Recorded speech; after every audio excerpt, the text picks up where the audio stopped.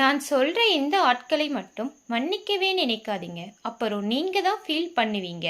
First one, உங்க நம்பிக்கையை உடைச்சிட்டு முகத்துக்கு நேரா சிரிக்கிறவங்கள அவங்க மாறவே மாட்டாங்க. திரும்பவும் அதே தான் செய்வாங்க. செகண்ட் ஒன், உங்க நல்ல குணத்தை உங்க வீக்னஸ் நினைச்சு யூஸ் பண்ணிக்கிட்டவங்கள அவங்களுக்கு உங்க மேல மரியாதையே இல்லை. தேர்ட் ஒன், அவங்க செஞ்ச தப்புக்கு உங்களை குறை சொன்னவங்க அவங்க செய்கிற தப்புக்கெல்லாம் உங்களை பொறுப்பாக்கிட்டாங்க. ஃபோர்த் ஒன், அவங்க நிம்மதி இல்லாமல் இருந்ததால் உங்கள் நிம்மதியும் கெடுத்தவங்கள நீங்கள் அவங்கள குணப்படுத்த நினைச்சிங்க, ஆனால் அவங்க உங்களை உடைச்சிட்டாங்க.